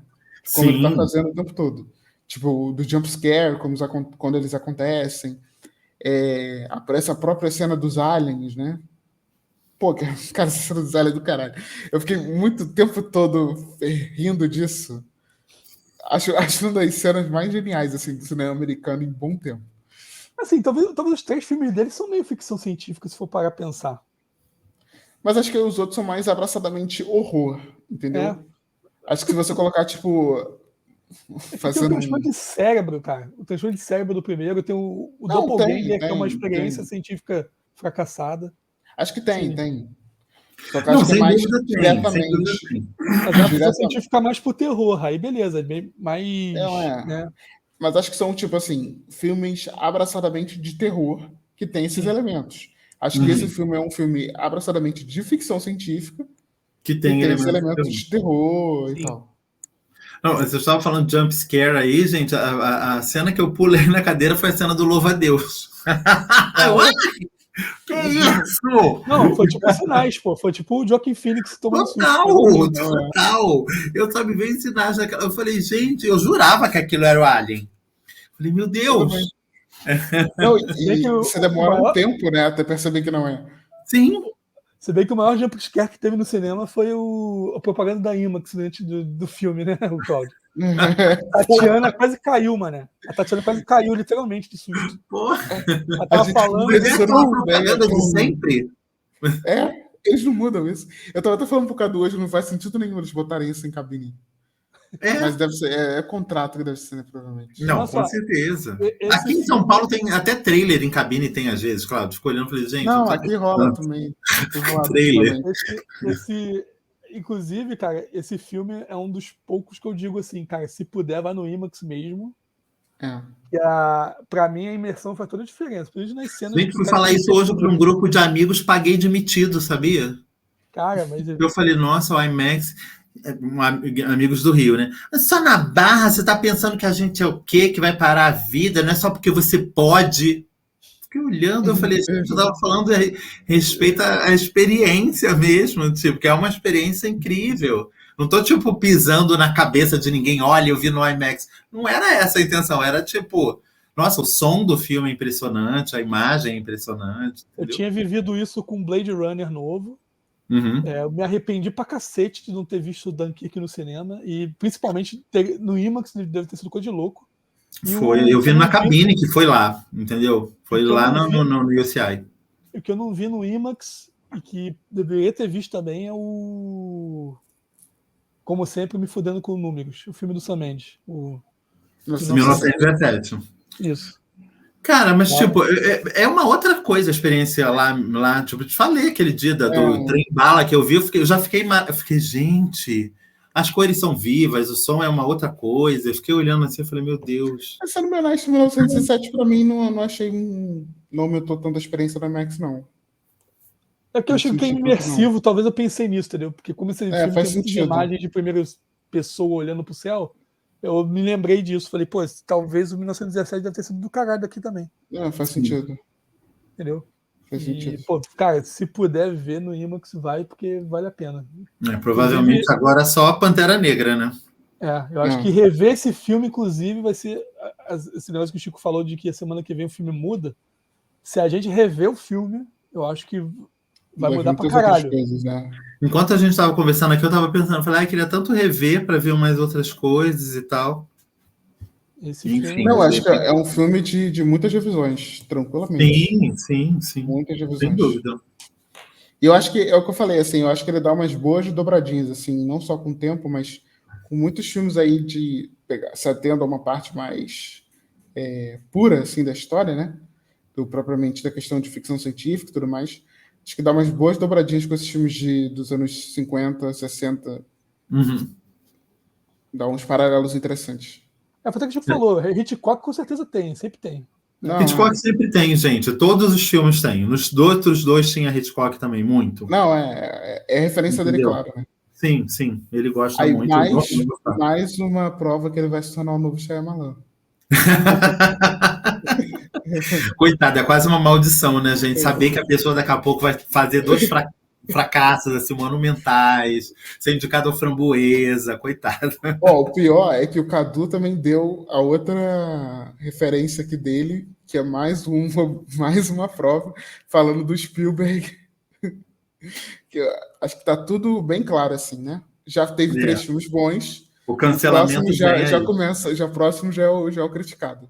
Sim. Acho que o próximo... Porque é isso, eu quero muito que você esteja certo, Cláudio, mas eu acho que as pessoas vão, tipo... A gente vai ouvir muito do tipo, esse filme não é tão bom quanto os outros. Eu acho que esse já vai rolar isso. Eu também acho. Tipo, não tô falando da nossa galera. Isso eu falei pro Cadu hoje. Eu falei, o Cadu falou, quando eu falei isso, o Cadu falou, o Cláudio já falou isso. Eu falei, olha, vai ter muita gente que vai falar que esse é o melhor filme de Jordan Peele. Aí o Cadu falou, o Cláudio já falou. Falei, tá, a nossa galera eu acho que vai falar que é o melhor de Jordan Peele. O resto, fora da nossa bolha, é isso, acho que as pessoas... E muita gente vai falar, cadê a continuação? Muita gente vai falar, eu quero o 2, vai ter o 2, com certeza vai ter o 2. Entendeu? Daqui a pouco a febre dos finais explicados vem aí com força total. Vem muito. Nossa Senhora. Esse não vai ser nem final explicado, vai ser início explicado, meio explicado, entendeu? Tipo, cenas explicadas inteiras. As pessoas vão fazer uma série, 5 vídeos só de explicado de Não Olhe, entendeu? Vou fazer um podcast só do macaco. O macaco. Sim, só o macaco, tipo, vídeo especial só sobre o macaco. O sapato. Teoria sobre o sapato. Mas eu fiquei intrigado com o sapato, eu confesso. Eu fiquei intrigado. Cara, o que mais me deixou puto dessas coisinhas que ficam no ar é da menina, da atriz. Porra, a mulher tomou porrada do macaco, quase morreu, pra morrer pelo bicho puteiro, prestigiar o cara. Fiquei puta que pariu. Ela tava no Premonição em algum deles, entendeu? Sim. Escapou da morte, voltou pra lá, tava... E no início da cena, ela claramente não queria fazer a cena, um sorriso fake pra caralho, né, na filmagem, e ironicamente ela ficou com aquele sorriso de zumbi do caralho por causa do, assim, meio que escancara realmente. E eu queria ver o sketch do Saturday Night Live e a gente isso é uma coisa que eu ia pesquisar nas madrugadas agora. Botar Gord. Quando o filme começa, as falas ali do Gord's Home estão ali passando entre a logo da Universal e tal. Gente, eu jurei que aquela voz era do Jim Carrey. Falei, olha, ele conseguiu o Jim Carrey para começar o filme. Falei, nossa, uma surpresinha. Aí depois, quando vai lá pro ator, a gente vê que é um qualquer, um fulano lá. Falei, jurava que podia ser o Jim Carrey. Aliás, outro filme que usa como introdução reportagens, né? Sim. Ele faz isso, a menininha vendo, e nesse tem essa reportagem de turistas que somem. Sim. Né? Eu acho que... E aí, novamente, essa questão da farsa, né? Muito claro. A própria ideia da farsa da imagem, né? De que forma essa imagem está sendo construída? está sendo construída pelos turistas que sumiram. Sim. Né? E não por um possível desaparecimento. Não, porque isso é uma coisa banal. Gente, sumiram muitas pessoas. Foram muitas pessoas que foram sugadas ali naquele momento. Pelo menos umas 30, 40 ali, entendeu? E, tipo, isso vira uma reportagem de jornal, não rola uma investigação, não tem um carro de polícia chegando naquele rancho em momento nenhum, entendeu? Enfim. Até porque o filme também quer dizer que aquilo se passa num momento muito rápido, né? Tipo, é o quê? 3 dias aquilo. Quando a ação começa de fato, se passa pouco tempo entre Mas o parque, ele tá meio que isolado, né? Tanto que quando ela passa com a moto, ela vai tirando aquelas fitas amarelas. Sim, é verdade. O parque, ele tinha sido... É verdade, a polícia tinha andado por ali. Na cena final, quando ela tá sentada, quando ela cai, tem os repórteres atrás e a polícia chegando. Sim, já chega todo mundo ali tirando foto. A fumacinha dele surge no meio daquelas pessoas, inclusive. E o influencer lá cita isso também, né? Como é que vocês estão do lado, não aconteceu nada com vocês? Não aconteceu nada com vocês, Sim. Cadu, inclusive, o final do Us também tem alguma polícia? Não. Acaba ele saindo da cidade e mostrando que a galera lá tá verdade. no relevo, fudeu, distante, entendeu? Uhum. Mas não tem eu fiquei pensando assim, dos 3 finais terem uma polícia ali chegando. Queria tentar criar uma relação. No Corra tem. No Corra tem aquela história de que ele rodou 2 finais e ele botou o final com a polícia, né? O final que foi o final com a polícia. Não, porque o outro final... Os 2 finais teriam a polícia, né? Só que um é o amigo dele e o outro seria a polícia prendendo ele. É verdade. Isso. Cara, doideira. E até seria interessante se o... Mas eu não sei também, né? Eu acho que assim, acho que o mais interessante do Não Olhe seria realmente acabar com essa farsa tão completa a ponto da gente nem saber se ela conseguiu realmente provar, né? Se ela conseguiu tirar a foto. Você acha que seria uma pitada ali interessante? Então, acabar que nem o peão. Porque aquela criatura, ela não era invisível, não era um vampiro, né? Ela saía em fotos mesmo, claro. Né? Mas acho que é esse negócio, entendeu? Tipo assim, tem até essa brincadeira, né? Do cara da loja, né? Dessa teoria da conspiração, tipo assim, mas provaram com imagens. Ele fala até da divulgação lá, né? Do governo dos Estados Unidos, que aquilo provava e tal, mas que a imagem não estava perfeita, então as pessoas não acreditavam. Acho que seria interessante do filme, tipo, abraçar tanto essa ideia de farsa de que simplesmente no final, assim, não adiantou de nada. Então, acho que seria curioso. É meio que acabar com o Polaroid se revelando, não mostrando se conseguiu ou não. Talvez. Um negócio desse, entendeu? Tipo não, talvez ele tenha ficado, ele com ele mesmo tenha ficado muito mal com aquele final completamente depressivo do Nós. Tipo, não vou botar aqui o pessoal pelo menos se dando um pouquinho bem, né? Tipo. O final do Nós é meio que. Aí, moleque, tá ligado que eu era do outro lado, sabe? A carinha sorrisinho, né? Sim, o negócio é tipo, não deu certo, não, o lance. Realmente, esse final é o mais positivo dos 3. É o final mais do tipo. Tamo junto, meu irmão. É isso aí, tipo. Nenhum dos 3 morre, por exemplo. Sim. Embora muita gente morra. Não, mas realmente é o final mais positivo, assim, né? Sim. Eu fiquei imaginando bastante entrando aqui num campo de pensamento, eu fiquei imaginando bastante que ele usaria mais o Steven Yeun com eles ali. Achei que ele ia virar, tipo, parte ali da galerinha tentando tirar foto do bicho. A minha sessão, a parte que mais foi serviu de reação cômica para as pessoas é aquela cena do eco. E aí, vocês estão bem?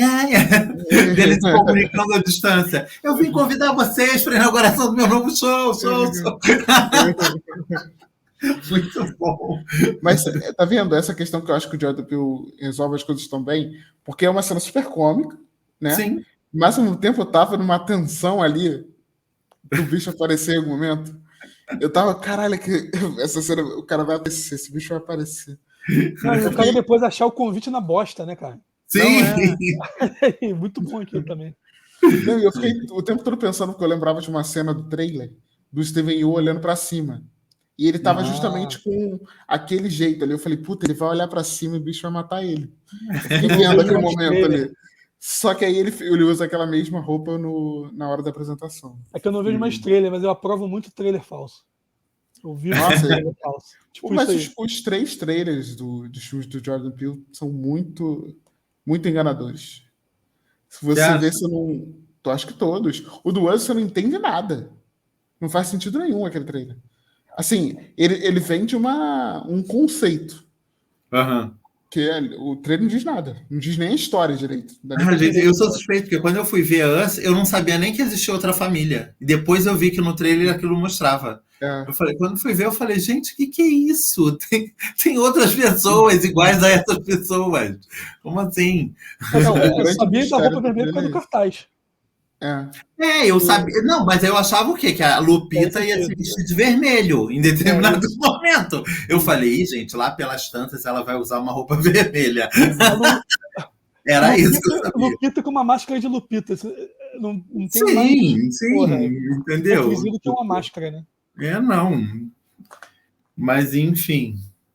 Não entrei mesmo, não, mas no tempo do Shyamalan, aquilo é para mim, aquele pôster assim aquilo entrega. O filme chama Old Tempo. Tem uma perna que virou um esqueletinho. Eu falei, gente, já sei do que é o filme. Não tenho nem o direito de não ver o trailer. Não vi o trailer, vi só depois. Mas, cara, eu falei, já sei sobre o que é esse filme. Até o próprio nome, né? Em português também acho que entrega um pouco, né? Sim, e uma coisa, vocês repararam quem era o diretor daquela filmagem no início do filme? Eu reparei a cena dele tentando explicar. Não, tem o Michael Wincott, que está sentado numa sombra, né? Que é o fotógrafo, ele não é o diretor. Pelo menos na minha cabeça não é. O diretor é o cara em pé que sim. Eu conheço aquele cara. Quem é aquele cara? Então, eu vi no elenco, eu falei, cara, eu conheço esse nome de algum lugar. Aí agora que vocês estão falando, aí veio o estalo. É o Osgood Perkins. Sim! Eu vi o nome dele no elenco. Eu também. E me desliguei. É verdade. Entendeu? Que eu vi, eu falei assim, cara, eu conheço esse nome de algum lugar. Será que é algum ator do Atlanta? Apesar de assim, ator do Atlanta e tal, não sei o quê. Aí não, agora eu me lembrei, o Os Perkins, né? Aí eu falei, cara, é o diretor. Caralho, verdade. É o diretor, é verdade. E ele é ator mesmo. Agora eu tô vendo aqui, fui ver no Letterboxd. Não, ele fez bastante coisa. Como ator, né? Sim. Doideira, eu não sabia isso não. Isso eu não sabia. Inclusive, Not Another Teen Movie. Olha, gente, não precisava, né? Eu até gosto dos filmes dele e tal. Aí eu fui ver isso agora e falei, cara, eu lembrei desse nome. Eu falei, quem é esse cara, cara? Eu lembrei do filme, né? Daqueles 3 filmes dele. Que são meio de terrorzinho também. Devem ser amigos, né? Deve ser amigo, com certeza. Pra botar ele como diretor. Com certeza. Lá dentro. Com certeza. É tudo com Essa atriz que você falou, cara, que tem um papel pequenininho, ela é conhecida, ô Chico? Quem? Que tomou coice lá. A velhinha? Que eu saiba, não. Não, né? Só achei ela boa. Eu falei, nossa, muito boa ela, mas não. Cara, eu fiquei pensando o tempo todo aquilo ali, se era alguma atriz muito conhecida que eu não tava conseguindo perceber quem era. Não, acho que, sei lá, de repente rolou dele chamar uma Jane Fonda para fazer ali, entendeu? Tipo, e ninguém aceitou, entendeu? Tipo, quem pode fazer isso aqui? Ou atriz de TV, né? Essas atrizes de TV que são famosonas lá, a gente nem conhece também. Pode ser também. Pode ser. É que nem o povo vendo Better Call Saul e falando, a velha. Falei, gente, a velha, a Carol Burnett é a velha. É sério, estão chamando ela de a velha. Falei, gente, bizarro. Foi o último papel dela, né? Inclusive, né? Foi o último papel dela. Né? Sim. Foi o último papel dela. Fantástica. Tá muito bem, né, sério? Tá muito bem, Bem, gente, então é isso, né? Acho que a gente explorou bem aí o filme e falamos muito. Dos outros filmes também do Jordan Peele. Pessoal, veja o filme, vale muito a pena. Volte aqui, revisite aqui o vídeo quando puder e, vamos discutindo cada vez mais. Esse filme é um filme bom exatamente por isso. E é por isso que a gente também temos esse programa aqui. É para exatamente puxar um pouco para o outro lado, de não apenas buscar explicações e sim curtir as discussões que vêm do filme e o quanto puxa outros filmes que você nem teria ideia de ver e pode passar a ver, né, com tudo isso que você gostou nesse filme. E não esqueçam também de seguir a Híbrido no YouTube, tocar o sininho, seguir no Instagram. E vamos aqui agora agradecer. Chico, mais uma vez, muito obrigado. Leiam no Cenas o texto dele sobre o filme. Cláudio já publicou lá no Sentaí também. Cláudio, muito obrigado pela presença. Espero que seja a primeira de muitas. Você volte Valeu aqui. pelo convite. E vamos para a próxima. Semana que vem estamos de volta. Grande abraço, gente. Valeu.